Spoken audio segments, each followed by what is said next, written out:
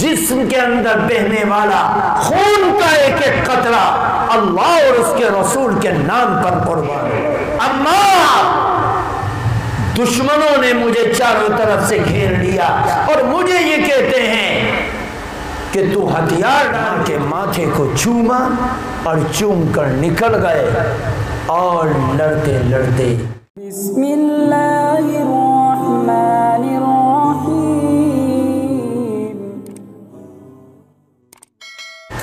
قرآن کی شکشا میں، اسلام کی تربیت میں، ایمان کی پاسداری میں عقل مند آدمی وہ ہے جو دنیا کی مختصر سی زندگی میں مر کر، کھپ کر، زندگی لٹا کر، جوانی لٹا کر، صحت لٹا کر، اپنا سب کچھ لگا کر آخرت کی زندگی کو کامیاب بنا لے، عقل مند وہ ہے۔ وَلَدَارُ الْآخِرَةِ أَكْبَرُ، ایک دنیا کا گھر ہے اور ایک آخرت کا گھر ہے۔ فرمایا دنیا کا گھر 100 گز کا بنا لو گے،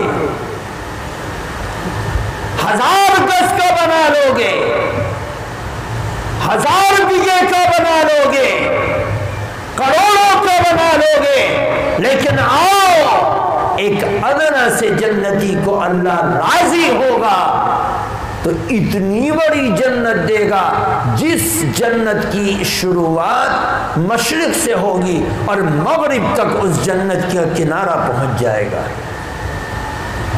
تم میرے بن کر تو دیکھو۔ یہی وجہ ہے کہ جتنے ایمان والے صحابہ سے لے کر تابعین تک، تابعین سے لے کر آج تک جو ایمان کے راستوں پر چلنے والے لوگ ہیں، ان کی زندگی کو اٹھا کر دیکھو، انہوں نے دنیا کو نہیں بنایا، آخرت کو بنانے کی فکر کی۔ اگر وہ چاہتے تو اتنی دولت کو اکٹھا کرتے کہ خاندان ان کی دولت کے اوپر پلتا، لیکن انہوں نے دنیا کی زندگی کو لات مار کر ان سے کہا گیا کہ تم کہاں جاتے ہو؟ کہا دشمنوں کے بیچ میں جا رہے ہیں۔ کہا وہ تمہیں قتل کر دیں گے۔ کہا قتل کر دیں گے؟ ہم اس دنیا کی زندگی میں اس سے زیادہ بہتر کچھ نہیں سمجھتے، اس سے زیادہ بہتر کچھ نہیں کہ ہماری جوانی، ہمارا بڑھاپا، ہماری زندگی، ہمارا جسم، یہاں تک کہ ہماری جسم کے اندر بہنے والا خون کا ایک ایک قطرہ اللہ اور اس کے رسول کے نام پر قربان ہو جائے۔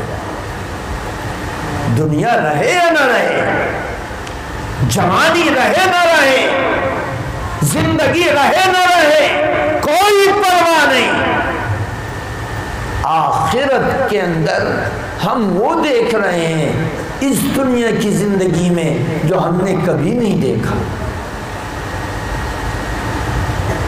ایک صحابی دشمن کی صفوں میں گھس گئے، دوسرے نے کہا اپنی جان کو ہلاکت میں مت ڈالو، تو اس نے اپنی زبان سے کہا کہ اے لوگوں، میں اپنی نگاہوں سے وہ دیکھ رہا ہوں جو میں نے کبھی نہیں دیکھا، جنت کے مناظر میرے سامنے ہیں، اور وہ آگے بڑھا اور لڑتے لڑتے اپنے جسم کو کٹوا کر اس دنیا سے چلا گیا۔ ایک امام حسین رضی اللہ تعالی عنہ کون ہے؟ صرف صحابی ہے؟ نہیں، امام حسین کون ہے؟ اللہ کے نبی صلی اللہ علیہ وسلم کے نواسے، حضرت علی مرتضیٰ کے بیٹے فاطمۃ الزہرا کے چہیتے دل کے ٹکڑے اور جنت کے نوجوانوں کے سردار ہیں. سب کچھ تو دنیا میں مل گیا، اب کربلا میں کیا لینے گئے؟ دنیا میں بشارت مل گئی کہ جنت کے نوجوانوں کے سرداروں کو دیکھنا ہو، آؤ حسن و حسین کو دیکھو. میرے لاڈلوں کو دیکھنا ہو، حسن و حسین کو دیکھو، جن کے لیے میرا دل تڑپتا رہتا ہے. حسن و حسین کو دیکھو.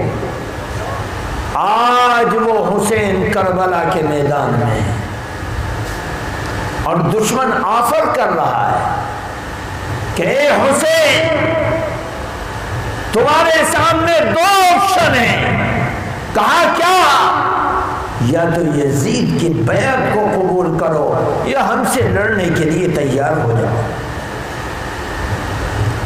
صرف ایک بول زبان سے نکالنا تھا، جان چھوٹ جاتی، قتل ہونے سے بچ جاتے، شہادت سے بچ جاتے.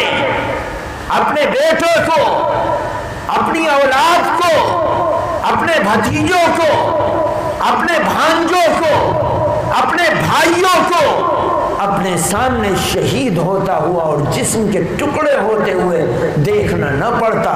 صرف ایک بات زبان سے نکال دیتے کہ میں یزید کی بیعت کو قبول کرتا ہوں. پتا تھا کہ دنیا کی زندگی کوئی حیثیت نہیں رکھتی. آج جنت کے نوجوانوں کے سردار کا سر اگر فاسق و فاجر کے سامنے جھک گیا تو قیامت تک کوئی حق پرست فاسق و فاجر کے سامنے ڈٹ نہیں سکتا. اس لیے زبان سے نکالا، ایک لفظ نکالنا تھا، انکار کر دیا کہ نہیں، ایمان والوں کی تلوار ایمان والوں کی گردن پر نہ چلے. سمجھایا لیکن کہا کہ اے لوگوں، ظالموں کے سامنے، فاسقوں کے سامنے، فاجروں کے سامنے، زانیوں کے سامنے، شرابیوں کے سامنے، امت کی عزت کو تار تار کرنے والے لشکریوں کے سامنے آج اگر سید القوم کی گردن جھک گئی تو قیامت تک امت ذلت و پستی کے اندر رہے گی. اس لیے استقامت کا پہاڑ بن گئے، جان کی پرواہ نہیں کی، بیٹیوں کی پرواہ نہیں کی، خاندان کی پرواہ نہیں کی، آل و اولاد کی پرواہ نہیں کی، بھائیوں کی پرواہ نہیں کی، اور ان کی نگاہوں کے سامنے دشمن نے تلوار کو چلایا. بھائی سامنے آئے، ایک کے بعد ایک کی گردن لٹک گئی، خاک و خون میں لطبت ہو گئے. بیٹوں کو سامنے ٹکراتے ہوئے دیکھا اور شہید ہوتے ہوئے دیکھا، بھتیجوں کو سامنے ٹکراتے ہوئے دیکھا اور شہید ہوتے ہوئے دیکھا، قوم کو کرتے ہوئے دیکھا. منٹوں سیکنڈوں میں 72 کا قافلہ اپنی گردن کو تن سے جدا کروا چکا تھا. اب ایک اکیلے تنے تنہا علی مرتضیٰ کے بیٹے حسین میدان میں ڈٹے ہوئے. زندگی کی ایک لمحے کے برابر بھی پرواہ نہیں کی. ہم ہوتے، ہم اپنی زندگی بچانے کے لیے سب کچھ کر دیتے، لیکن وہ استقامت کا پہاڑ تھے، وہ ایمان پر جمنے والے تھے، ان کا ایمان مضبوط تھا اور انہوں نے اپنے اپنی ظاہری نگاہوں سے جنت کے مناظر کا دیدار کیا تھا کہ آج دیکھتے تھے کہ جنت کی زندگی اس دنیا کی زندگی سے ہزاروں نہیں، لاکھوں نہیں، کروڑوں نہیں، کھربوں سے بھی زیادہ بہترین ہے۔ اس کا تو کوئی سودا کر ہی نہیں سکتا کہ حضرت ابو بکر صدیق کا نواسا، حضرت اسماء کا بیٹا، حضرت زبیر جو حضرت ابو بکر صدیق کے داماد ہیں، ان کا بیٹا عبداللہ بن زبیر رضی اللہ تعالی عنہ مکے میں ہے،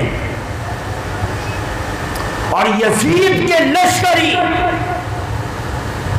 اور اس کا گورنر حجاج بن یوسف ظلم، تکبر، ضد، ہرپھروی اور تشدد کے ساتھ مکے کو چاروں طرف سے گھیرے ہوئے حضرت عبداللہ بن زبیر ڈٹے رہے،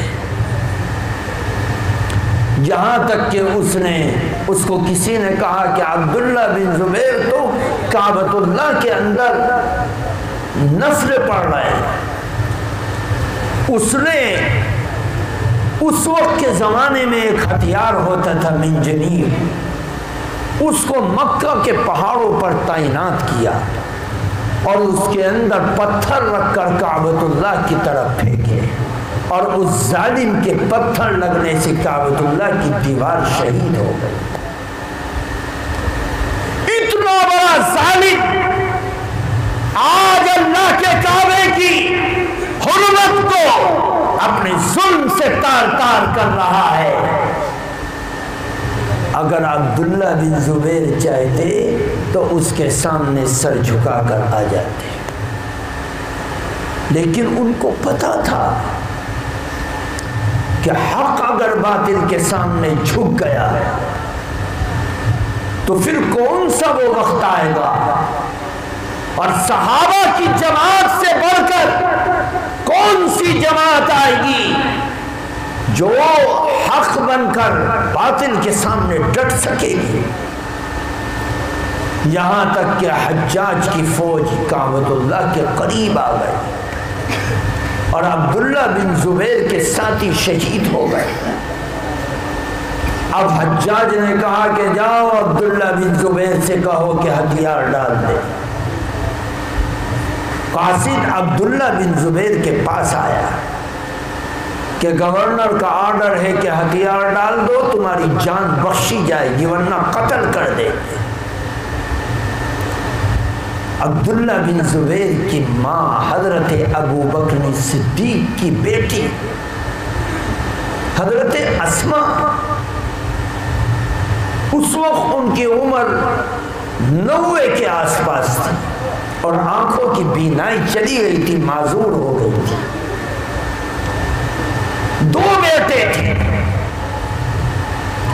ان بیٹوں میں سے ایک بیٹا جو ماں کی سب سے زیادہ خدمت کرتا تھا، عبداللہ بن زبیر، دشمن نے اس کو گھیر رکھا ہے۔ جب دشمن کا پروانہ آیا، قاصد آیا کہ ہتھیار ڈال دو، تو اپنی تلوار کو میان میں ڈال کر اپنی ماں کے پاس گئے اور ماں سے کہا ماں آپ نابینا ہو گئی، آپ کا بڑھاپا آ گیا، آپ کو سہارے کی ضرورت ہے۔ اماں دشمنوں نے مجھے چاروں طرف سے گھیر لیا اور مجھے یہ کہتے ہیں کہ تو ہتھیار ڈال دے تیری جان بخشی جائے گی۔ اماں اگر تمہاری اجازت ہو تو میں ہتھیار ڈال دوں اور جان بخشی جائے، میں تمہاری خدمت کروں گا، اور اگر اماں اجازت نہ ہو تو دوسرا آفر میرے سامنے اللہ کا ہے کہ لڑوں اور لڑتا لڑتا خون کے آخری قطرے تک اسلام اور اللہ کے کعبے کی پاسداری میں اپنی جان پیش کر دوں، اور کل قیامت کے دن حوض کوثر پر اللہ کے پیغمبر صلی اللہ علیہ وسلم کے حوض پر میری اور تیری ملاقات۔ میری ماں ہوتی سینے سے لگا دیتی، آنکھوں کو چومنے لگتی اور کہہ دیتی بیٹا تو گھر سے باہر مت نکلنا، لیکن آؤ جنہوں نے بچپنے سے اسلام پر، ایمان پر، قرآن پر، کلمے پر جان کو دینا اور لینا سیکھا تھا، اور جن کو شکشا دی گئی تھی کہ اے لوگوں، ایمان تمہاری جسم کے ایک ایک حصے کو مانگتا ہے، اس کو قربان کرنے سے اسلام کے نام پر پیچھے مت ہٹنا۔ ان عورتوں کی پرورش ابو بکر کے گھر میں ہوئی، نبی پاک صلی اللہ علیہ وسلم کے سامنے ہوئی۔ آج یہ 90 سال کی عورت کل جب 8 سال کی تھی اور اللہ کا پیغمبر ہجرت کر رہا تھا اور غار ثور کے اندر اللہ کے پیغمبر اور ابو بکر صدیق لیٹے ہوئے تھے، آرام فرما تھے، تو 3 دن غار کے اندر اللہ کے پیغمبر دشمنوں سے بچ کر رہے۔ 3 دن تک کھانا کون لایا؟ ایک نہیں، وہ ناتواں 8 سال کی بچی تھی جو اپنے گھر سے ریوڑ بکریوں کا لاتی تھی اور پہاڑوں پر چراتی تھی۔ لوگ یہ سمجھتے تھے کہ اپنی بکریوں کو چرانے کے لیے جا رہی ہے، اور اس کے بغل میں ایک پوٹلی ہوتی تھی، اور اس پوٹلی کے اندر تاجدار بطحہ، امام الانبیاء، سرتاج اولیاء، سید الانبیاء، سرکار دو عالم جناب محمد رسول اللہ صلی اللہ علیہ وسلم کے مبارک منہ میں جانے والے چگنے والے ہوتے تھے۔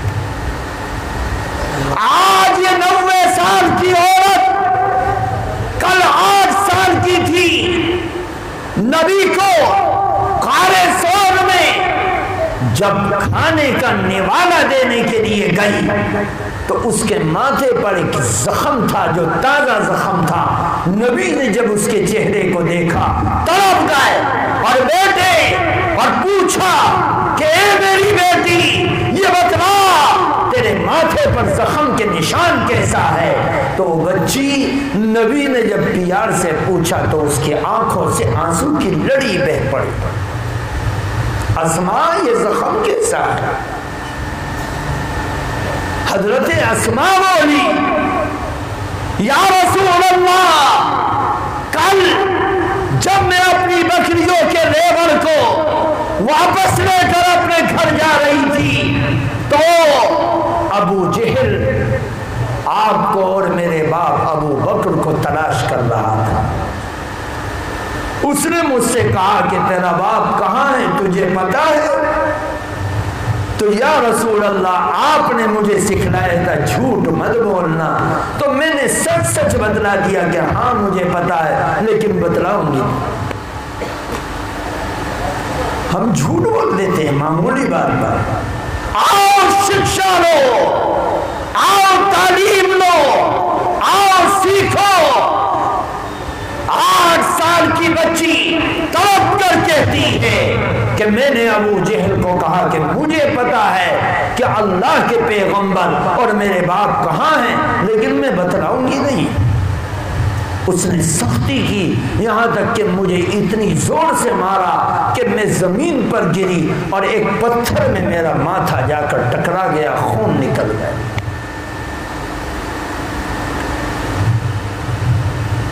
یہ نبی کے لیے مار کھانے والی 8 سال کی بچی آج 2 بیٹوں کی ماں اور 90 سال کی عمر کو پہنچ گئی ہے، آنکھوں کی بینائی چلی گئی۔ اور بیٹا سامنے کھڑا ہے اور بولتا ہے کہ اے میری ماں یہ بتلاؤ میرے سامنے دو راستے ہیں، آج تسلیمو، کیا میں اپنے ہتھیار کو ڈال کر اپنی زندگی بچا لوں یا میں لڑتا لڑتا شہید ہو جاؤں اور کل اللہ کے پیغمبر صلی اللہ علیہ وسلم کے دربار میں میری تیری ملاقات ہو۔ اس ماں سے یہی توقع تھی کہ اس ماں نے اپنے بیٹے کو کہا بیٹا میں اپنی زندگی میں یہ عار سمجھتی ہوں کہ لوگ مجھے یہ طعنہ دیں کہ اس کا بیٹا بزدل تھا کہ موت کے خوف کی وجہ سے ہتھیار ڈال کر بیٹھ گیا۔ سن اے میرے بیٹے، جا دشمنوں کو للکار اور تڑپ کر بڑھ اور کود کر جا اور لڑتا لڑتا خون کے آخری قطرے تک اپنی جوانی کو پیش کر۔ سن مجھے تیری کوئی ضرورت نہیں، میری تیری ملاقات اللہ کے پیغمبر صلی اللہ علیہ وسلم کے حوض پر ہو۔ اپنے تلوار کو میان سے نکالا، ماں کے ماتھے کو چوما اور چوم کر نکل گئے اور لڑتے لڑتے کعبۃ اللہ کی دیواروں کی چھاؤں میں اپنی زندگی کو قربان کر کے چلے گئے۔ یہ شکشا ہے کہ دنیا کی زندگی کچھ نہیں، دنیا کوئی چیز نہیں، یہ دنیا سے رخصت ہونا ہے، چاہے ہارٹ اٹیک کے بعد ہو، چاہے گردے پھیل ہونے سے ہو، چاہے بخار کی وجہ سے ہو، چاہے ڈینگو کی وجہ سے ہو، چاہے ایکسیڈنٹ کی وجہ سے ہو، چاہے کچھ بھی ہو، دنیا سے جانا ہے، جانا پڑے گا، چاہے کتنا بڑے سے بڑا آدمی ہو، سب کو جانا ہے۔ بس فرق یہ ہے کہ نبیوں کی موت ان کی اجازت سے آتی ہے اور امتیوں کی موت بغیر پرمیشن کے آ جاتی ہے، بغیر اجازت کے آ جاتی ہے، کبھی بھی آ جاتی ہے، کہیں بھی آ جاتی ہے، کس حال میں بھی آ جاتی ہے، پتہ بھی نہیں چلتا اور ہاتھ پیر پٹکتے رہ جاتا ہے اور انسان چلا جاتا ہے۔ میرے بزرگوں، دنیا کی زندگی ایسی ہے کہ یہاں سے جانا ہی ہے۔ اب عقل مند کون ہے؟ عقل مند وہ ہے جو اس دنیا کی زندگی سے آخرت کی زندگی کو کامیاب کر لے، کہ دنیا کی زندگی میں اچھے کام کر لے اور آخرت کی زندگی کا ذخیرہ کر لے۔ ناظرین، اس بیان کا پارٹ 1 ویڈیو دیکھنے کے لیے اس ویڈیو کے ڈسکرپشن میں لنک پر کلک کریں اور اشاعت الاسلام چینل کو سبسکرائب کریں۔ شکریہ۔